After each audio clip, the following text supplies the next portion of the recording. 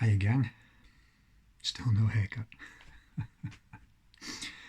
This week I point to perception and racism. It's rearing its ugly head as the public demonstrate in front of government buildings across the world, and police in one particular country demonstrate themselves as they feel insulted by claims that they tolerate brutality and racism, while the public draw parallels with law enforcement in the US.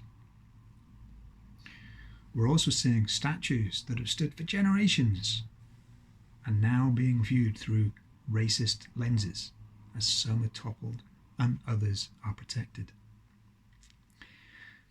Just the other day, the UK Prime Minister said himself, we cannot try to edit or censor our past.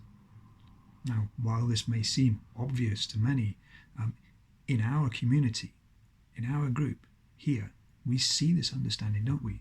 The past no longer exists, so there is nothing we can do about it. All we have control over is what's happening right now. What's just as concerning, though, are these statues are being routed from their locations during lawful protests and demonstrations. Now, I have no idea whether these actions were planned or whether someone was caught up in the moment on their lawful march, saw a statue of someone they didn't like, and decided it was coming down. But how many statues have been vandalized because someone had seen it done elsewhere for no other reason? You're probably thinking, okay, so what's that got to do with perception? And stay with me and I'll explain. Did you know caffeine doesn't actually waken you up?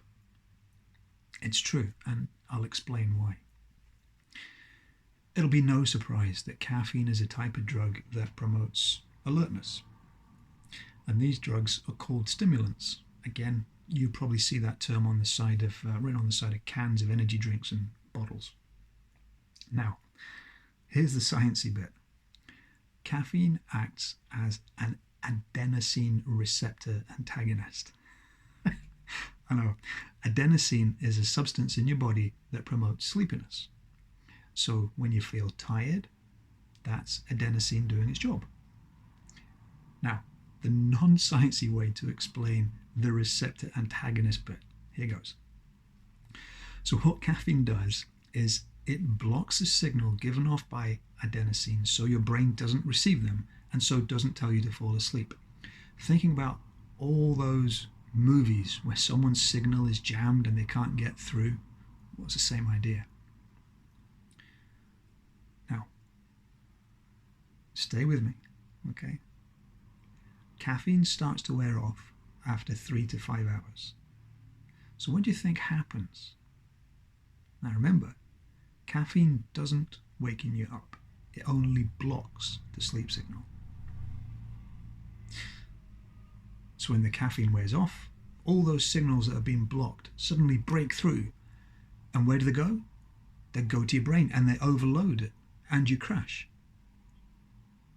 How many times have you or someone you know drank something with caffeine to stay awake, but then crashed a few hours later?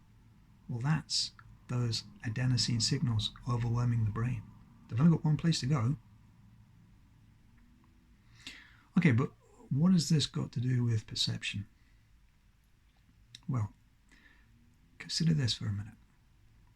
Before I shone a light on why caffeine doesn't actually wake you up, did you know that was 100% true, 100% untrue, or did you just think that's what happened?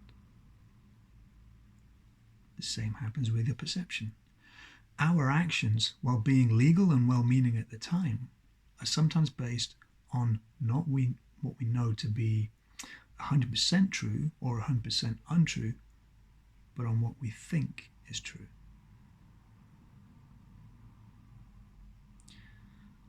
That's all for this week, folks. Stay safe, and I'll be back next week with a video about a $6 million pen. Bye for now.